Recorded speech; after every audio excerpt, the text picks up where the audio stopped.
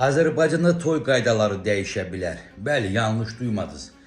Ölkəmizdə uzun illər ərzində formalaşmış toy qaydaları dəyişə bilər. Buna səbəb isə dünya bazarında qızılın qiymətinin artmasıdır. Bunu ekspertlər deyir.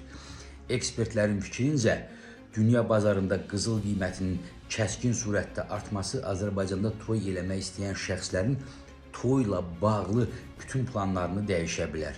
Yəni insanlar əvvəlki kimi qızıla daha çox pul verməyəcək və qızıl almaq istəyirlərsə mütləq artıq toyda olan başqa planlardan əl çəkməli olacaqlar. Məsələn, birincisi, ekspertlər belə deyir, toya bahalı müğənnilərin dəvət olunması, menyunun bahalı olması, bundan sonra premium menyuları gözləməyə dəyməz.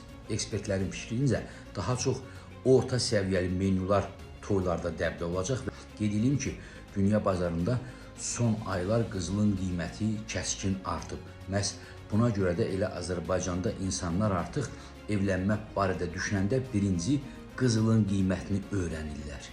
O isə hədsiz bahadır.